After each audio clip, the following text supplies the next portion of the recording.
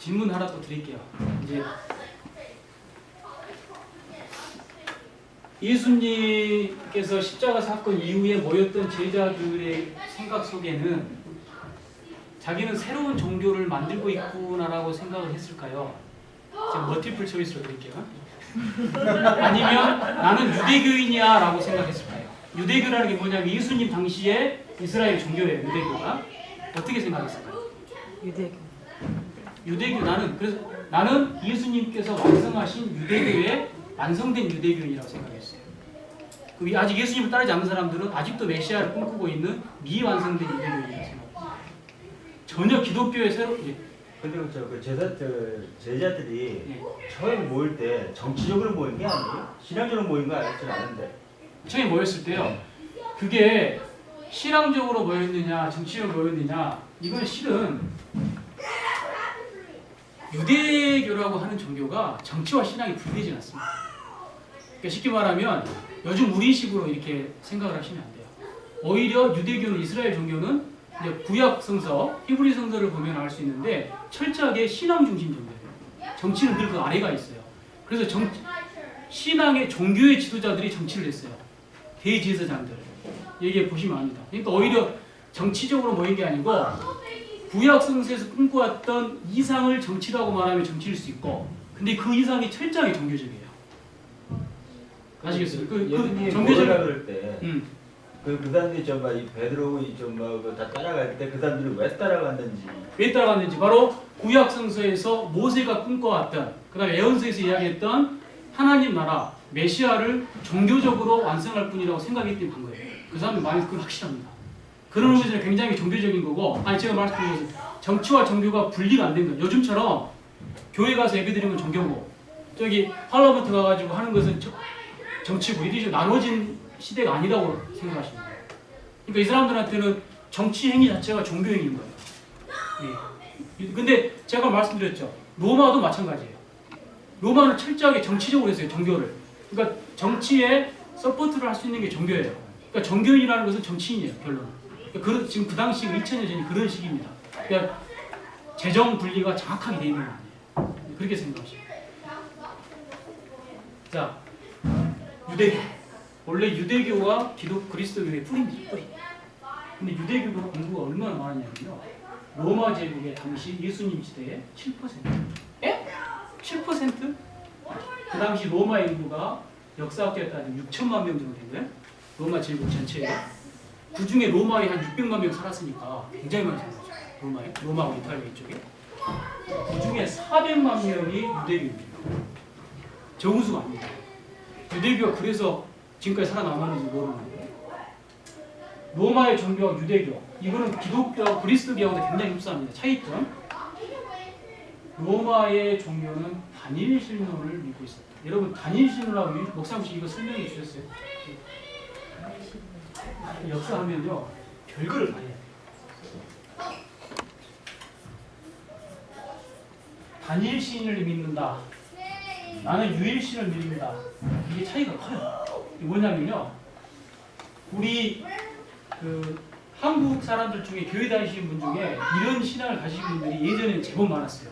지금은 좀 많이 없으신 것 같은데, 다른 신이 많이 있다고 생각해요. 마당신, 땅신, 흑신, 무슨 선왕당에 선왕 다 있다고 생각하는데, 그 중에서 가장 백방이 신이 한 분 계시고, 나는 그 신을 믿는다가 단일신. 네? 단일신론. 영어로는 페너티이즘이라고. 그랬어요? 그다음에 목사님 이거 좋은 거 많이 있다고 그러지 안 나오거든요. 목사님 말은 마음이 있습니다. 아주 좋네요. 유일신이라는 건 뭐냐면 다른 신들을 인정이 안 해요. 없어요. 오직 이 세상에는 신이라고 우리가 숭배할 수 있는 대상이 몇 명? 몇 분? 하여튼 하나. 다른 신이 없어요. 그러면은 예를 들어서 다신론은 또 하나 어려운 거. 다신론은 뭡니까? 신이 다 있으면 답이다. 그러니까 우리 예전에 우리 한국 민족 속에 은연중에 내려와 있던 것은 한국 사람들 제가 생각하기에는 단일신을 개념했었어요. 왜?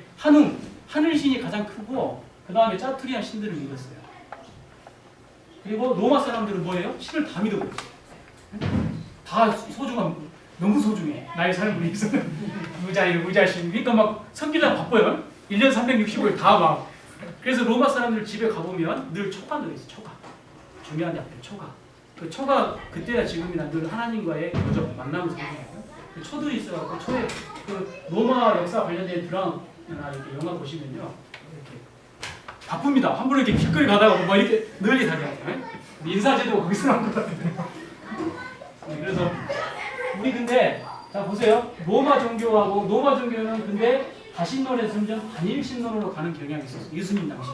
그래서 유대교와 그리스도교는 공통점은 유일신을 믿는 사람이죠. 그리고 이 사람들은 단일신이나 다신론을 믿는 거죠. 그러니까 서로 친해졌어요? 안 친해졌어요? 도대체 말을 하면 서로 방언하는 거죠. 도대체 말이 안 통해요. 이 사람들 신하면 400분이야. 근데 유대교인들이나 그리스도인들이 바울이 하나님을 믿으라 하면 딱 한 분인 거예요. 이 사람들은 하나님을 믿어야 되는데 어떤 하나님을 믿어야 되느냐. 그래서 그리스 아테네 사람들이 물어보잖아요. 네가 믿는 하나님은 도대체 어떤 하나님? 자기가 믿는 하나님이 400명 있는데 그 중에 한 명 에이드하는 건 일도 아니에요. 이 사람들한테. 근데 유대교와 그리스도인들이 미치는 거야. 로마사에 가면. 어떻게 한 명도 지금 믿기 힘들어 죽겠는데 얘들을 막 해야 되니까. 뭐 이런 거죠. 이런 식이고. 자, 성서가 있었고 비문서. 성서라고 하는 경전이 구약 성서부터 신약 성서까지 있고 유대교 영향을 받은 그리스도 마찬가지고 이슬람도 마찬가지고 자꾸 뭐 책들을 만들어요. 이 계시라고 이제 그러면서 성경 책이 있어요. 책이. 그러니까 책이 없으면 종교가 아니에요, 이 사람은. 그러니까 책이 있다 보니까 그 책에서 나온 경전에서 나온 율법이라는 게 있고 율법이 있다 보니까 그거를 잘 연구해야 될 학자들이 생겨야 되고 그 학자들이 필요하니까 선직자가 있어야 돼요. 근데 이 책이라는 게 되게 중요해요. 책이 없으면요 연구자가 필요 없고 윤리가 나오지 않고 규정이 없고 종교법이 생길 이유가 없고 제사장이 필요 없는 거예요. 특별한 계층이. 그래서 로마 종교는 없어요. 그런 사람들이. 그리고 재밌는 거는 그 연구 결과에 따라서 나는 이렇게 해석해 하는 종파가 생기는 거죠. 그래서 유대교라든가 그리스도교는 이렇게 종파가 많은 거예요. 이슬람도 종파가 많고. 이런 거 없어버리면 종파가 생길 이유가 별로 없어요. 자, 그래서 다양한 종파. 크게는 한 번도 유배를 당하지 않고 다른 곳으로 가지 않아서 이스라엘 땅에서 나고 자란 사람들이 믿는 게 팔레스틴 유대교였어요. 그게 세 개로 나눠지는데 사두개파, 바리새파, 에세네파로 나눠집니다. 그리고 자기 본의 아니게 우리 일제시대 때 뭐 강제징용 막 이러면서 막 사할린으로 가고 막 도망가고 만주 가고 이래갖고 막 흩어져 살았잖아요. 이렇게 흩어진 사람들이 있는 디아스포라 유대교가 있습니다. 그래서 이 사람들이 정통이라고 생각했고 이 사람들은 좀 뭐 이 정도. 그리고 심지어 히브리어도 잘 해요 못해요? 그래서 히브리어로 구약 성서를 못 읽을까? no. 그래서 서로 관계가 별로 안 좋았어요. 이걸 꼭 기억하세요. 자, 이거 넘어갑니다. 자세히 이제 목사님이 다 하셨을 것 같아요. 이제. 자, 그래서 여기까지 배경을 이해해야 우리가 사도행전을 읽을 수 있는 자격이 있어요. 그래서 성경 공부는 정말 어렵습니다. 그래서 우리 목사님이 신약 성서에 관심이 예전부터 많으신데, 저는 성서가 힘든 것 같아요. 이렇게 많은 것을, 그러니까 목사님들이요, 실은 쉬운 직업이 아닙니다. 살해도 박봉이죠. 성서 연구는 죽으라 해도 답이 없죠. 설교는 매주 해야죠. 목사님 보세요. 얼굴이 지금 까맣게 타고 있어요. 그리고 뭐 예배도 많이 진행해야죠. 뭐, 그죠? 자, 사도행전이 처음 교회를 알 수 있는 유일한 자료인데 사도행전에 지은 사람이 뭐또 같이 지었어요? 누가복음. 누가복음의 저자가 사도행전이에요. 누가복음은 예수님 이야기, 사도행전은 그 예수님의 복음이 퍼져나간 거, 이거 두 개를 누가 지었어요? 누가복음 사도행전을? 누가 지었냐면 누가 지었어요? 누가가 그랬죠. 저작 연대는 80년에서 90년 사이라고 그러는데요. 성경의 저작 연대를 아는 사람은 정확히 지금 신약 성서학자가 전 세계 21명인데 아무도 없습니다. 추정만 할 뿐이에요. 왜? 이걸 알려주는 다른 자료가 없어요. 비교할 자료가. 안타깝습니다. 그리고 자, 사도행전에 나타난 지리적인 확장을 보면 처음에 예루살렘, 사마리아와 해안지대, 이스라엘, 그다음에 안디오, 에게, 소아시아, 마케도니아, 그리스, 나중에 로마에서 끝나죠. 로마에서. 그래서 우리는 여기 나와 있는 그리스도 최초의 교회를 예루살렘 교회라고 합니다. 네? 이거 기억하십시오. 예루살렘. 그래서 예루살렘 교회를 다른 말로 온시 기독교라고 해요. 온시, 프리머티브 처치라고 합니다. 온시 기독교. 최초의 처음의 교회다. 그래서 여기 보면은요, 유대교인, 자기들도 유대교인들이기 때문에 유대교인들이 지킨 안식일을 정확히 준수했어요. 그리고 나서 한 번 또 모였어요. 주일날. 왜? 예수님이 부활을 상징해서 또 모였어요. 예배를 2번, 일주일에 2번 드렸어요. 그리고 성찬 예식을 추가했습니다. 성찬식. 최후의 만찬을 들어가면서. 그 다음에, 야, 여러분들 금식기도 얼마나 하시는지 모르겠는데, 유대교 사람들이 일주일에 2번 금식했습니다. 언제 했냐면요, 월요일하고 목요일날 했어요. 그리고 안식을 맞이했거든요. 근데 기독교인은 조금 바꿨어요. 우리는 수요일하고 목요일. 그러니까 수요일하고 목요일은 뭐냐면 예수님께서 잡히시던 날과 순환을 상징해가지고 매주일 수요일 목요일 금식했다. 여러분도 앞으로 우리도 수요일 목요일 금식하고 처분하셔야 됩니다. 자, 12사도 중심으로 베드로를 중심으로 막강한 권위가 있었고요. 그 다음에는 주의 형제 야고보, 베드로가 이제 퇴영당하고 이러면서 주의 형제 야고보, 제임스라고, 제임 영어는 야고보가 지도자가 됐다. 그리고 아까 했지만 공동 예배 함께 모여서요, 진짜입니다. 자기가 있는 재산을 다 가지고 와서 사도들 앞에 놓으면요, 그 사도들이 필요한 분량에 따라 나눠줬어요. 공동 소유, 공동 분배. 여러분들 이번 주부터 우리 교회도 이렇게 아나니아와 삽비라 이야기 기억나시죠? 원래 꺾으셨다가 그렇잖아요. 이게 무슨 걸 상징하면 그 정도로 공동 분배와 공동 소유를 강조했던 거죠. 왜 그랬을까요? 이거 알면은 목사님 설교 잘 들으신 거예요. 저도 한 작년에 그 설교했어요. 소단 네가 머리가 제일 잘 돌아갈 거야. 이 시간에. 정말 시간이냐? 집에서? 예수님이 속히 오신다고 생각했어요. 바로 그 시대에 우리가 본다고 생각했어요. 종말론적인 입장에서 그게 가능했다. 그렇지만은 우리 모든 그리스도 교회의 이상이다. 이렇게 이거 보고 반성해야죠.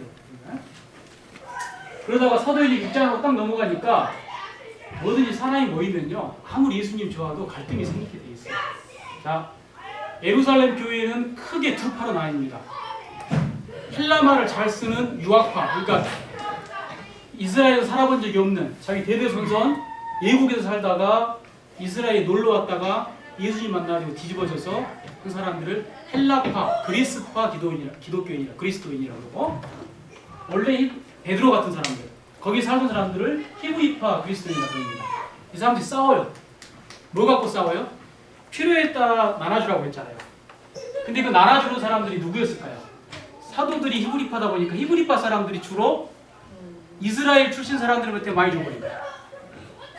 그러니까 그리스말을 할 줄 아는 외국에서 온 외국 출신들, 저희 동포들, 저희 같은 사람들, 저희 동포들의 가난한 사람들이 쪼들리고 배고픈 거야. 그래서 막 화를 냅니다. 사도를 찾아가고, 이게 뭔 짓거리냐고. 내가 말이야, 예수님 믿으려고 왔고 내 재산 다 내놨더니 이 재산이 이스라엘 출신 사람들한테 막 소리 질렀어요. 그러니까 베드로가 나서가지고 중재를 하는데요, 7집사를 뽑죠. 누구죠? 7집사에 가장 생각나는 사람? 스무시아가 스데반. 또 저도 몰라요. 여러분 모르면. 자, 7집사 뽑아가지고 그 이름을 몇 명이 보니까 전부 다 그리스 이름이야. 그래서 7집사를 다 누구로 뽑은 거예요? 제 동포들, 예국에서 온 사람들을 7명을 뽑아서 그 사람들한테 뭐를 해라? 너네들이 필요한 데를 나눠줘.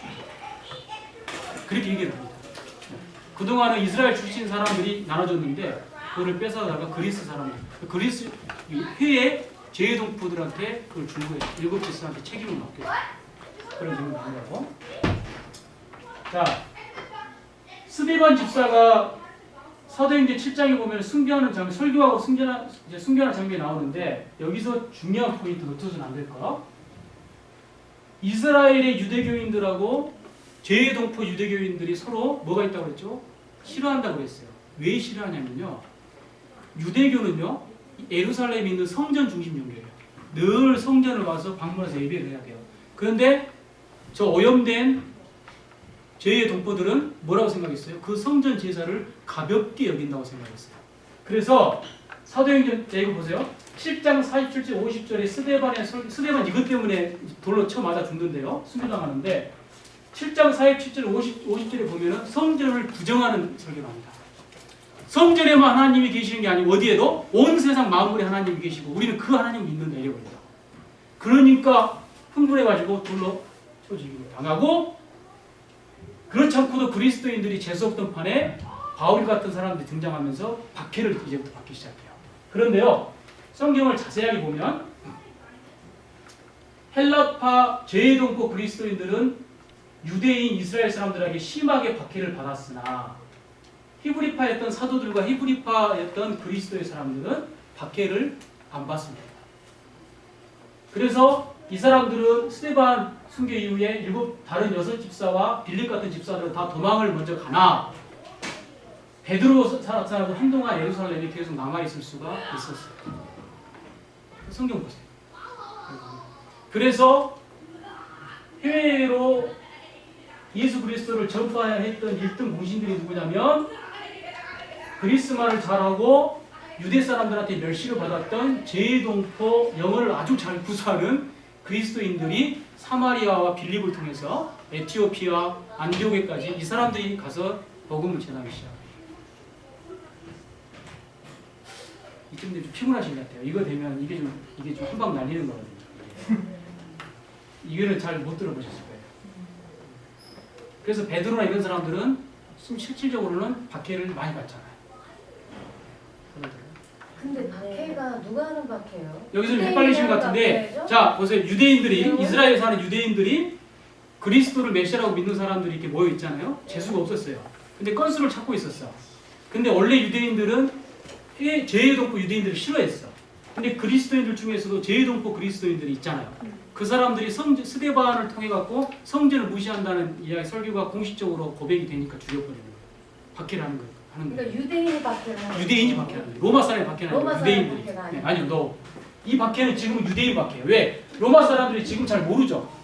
지금 이스라엘에서 일어나는 거예요. 지금.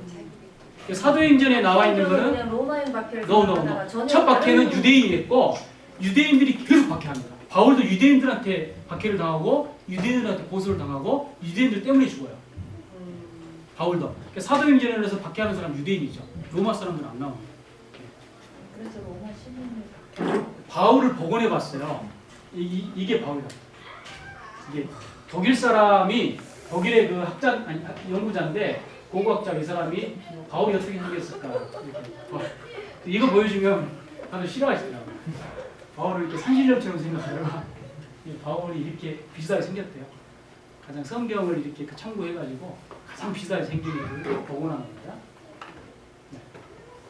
이방 성교는 베드로와 고넬료의 만남을 통해서 사도행전 10장부터 시작되지만 실은 이단 성경을 앞장섰던 사람이 사도 바울입니다.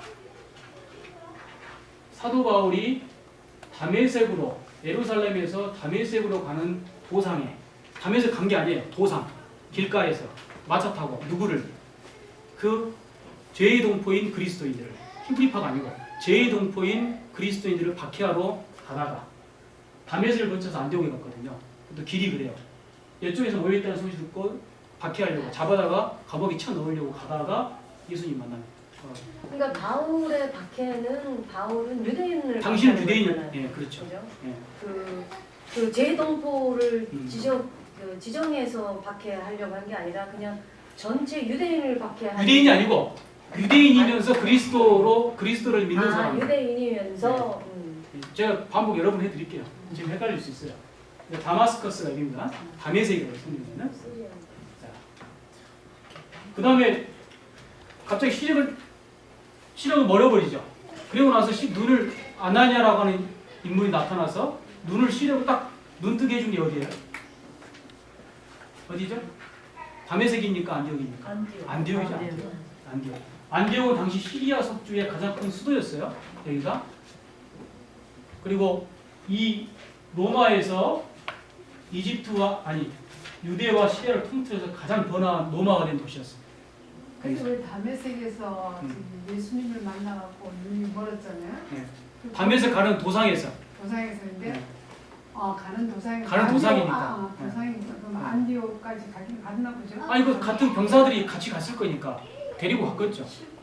싣고 갔겠죠. 와서 혼자서 손이 멀었으니까. 혼자 막 이렇게 막 할렐 해가지고 그냥 막 간 게 아니고 병사들을 가져가야 잡아오죠. 그거는 근데 그 장면 안 나오죠 성경이. 어떻게 갔냐나 성경이 그렇게 이렇게 묘사가 그렇게 구체적이진 않아요. 아니 다른 세계에서 다른 세계에서 그다음 우리 바울이 태어난 곳이 어디죠? 바울이 태어난 곳 다소 타르소스 아, 제이동포예요. 그러니까 바울은 되게 웃긴 게 지가 제이동포면서 앞장서 가지고 제이동포들을 잡으러 다닌 거죠. 그 정도로 자기는 이제 히브리라고 하는 긍지가 이렇게 바울은 강했던 재밌는 사람입니다. 그래서 그리고 바울이 이제 전도했던 선교했던 것 중에 골로새, 에베소 교회, 다 이게 소아시아 에게 근처 지중해 근처에 있는 거고, 지금의 빌립보, 터키죠. 터키. 여기는 지금 마케도니아고, 그러니까 빌립보 교회 여성들이 그렇게 적극적이고 그랬다고요. 데살로니가, 데살로니가는 있죠. 여기가 그렇게 음탕하고 고린도, 이 고린도 지역은요 신전이 가장 큰 신전이 있었어요. 거기에 신전 창녀, 당시에는 로마에는 그 신전에 있는 창녀들이 있었고 그 창녀와의 교접을 통해 가지고 신을 만난다고 믿는데 이 고린도 지역에 1000명의 창녀들이 신전에 있을 정도로 큰 신전들이 있었어요. 그래서 성적으로 고린도 교회가 보면은 결혼문이라는 많이 터져요. 고린도가 여기 있어요. 그러니까 바울이 주로 왔다 갔다 했던 게 이제 이 지역들이에요. 여기 아시아 7개 여기 있어요. 그다음 나중에 이제 로마로 끌려가서 바울이 선교를 어떻게 했는가 여기까지만 하고 오늘 끝내겠습니다. 왜냐하면 나머지는 조금 남았는데요. 그건 좀 이따 하시고 지금 혹시 가셔야 될 분들은 지금 정리하고 가시면 됩니다. 자, 바울의 선교 방식인데 제가 10시 끝내라고 했는데 지금 10분 넘었어요. 이 양반은 텐트 메이커, 여러분 천막 짓는 사람이요 돈을 굉장히 많이 벌었지 그랬어요. 당시 왜? 천막은 가장 많이 쓴 사람이 누가 많이 썼게요? 당시 로마 군인들이 많이 썼어요. 천막. 로마 군인용. 그래서 이게 지금 대대적으로 내려오는 직업이거든요. 그러니까 추정은 바울의 아버지가 텐트 메이커인데 바로 군용 납품 텐트 메이커 업자에서 다소에서 다소라고 하는 지역에서 여기에서 그래야 그걸로 시민권을 받았다. 그 헌신하면 시민권을 주거든요. 이런 말이 있어요. 이런 추정을 합니다. 아무튼 그래서 로마 시민이면서 유대인이면서 로마 유대인이면서 시민이 된 거구나. 시민이면서, 예. 그래서 이게 아주 장사가 아주 잘 되는 사업이었고 군인들하고 친해지면서 파워가 있는 직업이었어요. 이건 뭐 천추이 아닙니다. 이런 텐트 메이커 할 정도로. 일반 뭐 쉽게 말하면 아주 스몰 비즈니스가 아니에요. 굉장히 큰 비즈니스를 한 거고. 그다음에 자 가면은 어느 도시든 노마와야 되는 도시는 광장이 있고 시장이 있다고 그랬고 그 시장에서 특권에서 이제 돈을 내고 나서 화폐가 다 똑같죠. 로마 화폐 똑같이 씁니다. 그리스 말 쓰고 거기다가 돈을 주고 조그마한 이제 가게를 사요. 그래서 텐트를 만들어서 군인들하고 연결되고 이러면서 이제 텐트를 팔면서 이술한 사람이 있는데 말이야. 근데 바울이 전도했던 선교를 했던 가장 중요한 수단은 유대교 회당이었어요. 당시 7%가 유대교이라고 그랬고 로마 전역에 흩어져 있었다고 그랬죠. 큰 도시에 가면 유대교 회당들이 다 있었어요. 유대교인들이 모여서 안식일을 지키는 것, 성경 말씀을 연구하고 거기 가가지고 유대교로 개종은 안 했지만 유대교를 잘 알고 유대교에서 믿는 이스라엘의 야훼 하나님을 믿는 로마인들이 많이 있었어요. 그런 사람들이 경건한 사람들, 하나님을 두려워하는 사람들 이렇게 불렀어요. 그런 사람들을 대상으로 2차적으로 공략했습니다. 그런 사람들이 그리스도인으로 많이 넘어갔어요. 그러니까 유대인들이 화가 나요. 굉장히 화가 나요. 자 그리고 근데 여기 중요한 거는 사도행전에서 바울 선교의 모든 배우는 성령이 할 때예요. 그러면서 성령께서 바울 사도에게 역사하심으로써 성령께서 사역하시는 것들이 아주 강력하게 나옵니다. 모든 것도 하고요. 제가 강조하고 싶은 것은 이름 없는 수많은 그리스도인들이 바울을 수행하면서 바울 이전에 앞서서 바울과 더불어 바울 이후에 바울과 베드로라고 하는 인물이 대표적이긴 하지만 그는 성경에서만 강조합니다. 그렇게 생각하시면 절반만 맞는 거예요. 중요한 거는 수많은 예수를 만나고 예수를 통해서 회심을 했던 수많은 사람들, 로마 시민들, 로마된 사람들, 유대인들, 유대 개종하는 사람, 수많은 사람들이 마지막에 갑시다. 이 쭉 하다가요, 예루살렘에서 회의를 한번 하게 되는데 유대 출신 그리스도인들하고 제동포 그리스도인들이 계속 싸워요. 계속. 이 갈등이 계속 있습니다. 처음에는 구제사업, 필요한 데를 못 나눠서 싸웠고, 나중에는 박해를 먼저 당해서 제동포 그리스도인들이 좀 한이 있고, 세 번째는 바울이 수많은 사람들을 로마 전역을 돌아다니면서 개종을 시켰는데 유대 그리스도인들이 히브리파 그리스도인들의 파워가 있다 보니까 개종한 사람도 유대교 전통을 따르고 나이를 먹었어도 할례가 뭔지 아시죠? 할례를 해야 한다고 주장을 해버린 거예요. 그러니까 바울이 생각하기에는 어이가 없는 거예요. 그래서 싸워요. 이거 어떻게 해야 됩니까? 로마 시민들, 제동포들, 다른 이방신을 믿었던 사람들도 이스라엘 율법과 이스라엘 이걸 따라야 됩니까? 이러고서 문의를 사도들한테 해요. 그래서 사도들이 베드로가 이런 말 합니다. 15장 7절에서 그런데 지금 여러분은 왜 우리 조상들이나 우리가 감당할 수 없었던 멍에를 제자들, 여기 제자라는 것은 이방인인데 개종한 사람, 제동포 목에 메워서 하나님을 시험하는 것입니다. 이렇게 해서 한마디 딱 호통을 쳐요. 그러고 나서 그 다음 후계자가 된 야고보가 절충안을 내죠. 15장 20절에 앞으로 할례 같은 거 필요 없고 우상에게 바친 제사 음식이나 음행, 문란한 성생활에 있는 행위들이나 목을 매달아서 죽인 짐승들 이런 피만 멀리하면 기독교인이 되는데 아무런 하자가 없다. 이런 식으로 선교 정책을 굉장히 플렉서블하게 확장을 시켜줍니다. 이러면서부터 기독교가 발전하기 시작을 하죠. 그리고 왜 갑자기 목매어 죽인 거 피를 멀리하라고 이러니까 레위기 17장에 보면 피는요 원래 그 사람 안에 있는 동물 안에 있는 히브리 유대 사상의 피는 하나님 거예요. 피는 생명의 근원이기 때문에 하나님한테만 바치고 하나님만 드시는 거예요. 하나님만. 그래서 원래 피를 다 빼고 나서 짐승을 먹거든요. 그래서 이제 이거를 제외하고는 모든 일을 해도 된다. 이런 식으로 이제 성교의 명확한 원칙을 세워주면서 끝납니다. 15장이 끝나는 게 아니고 가장 핵심적인 것이다. 네, 이상입니다. 오늘 아주 내용이 많았는데 잘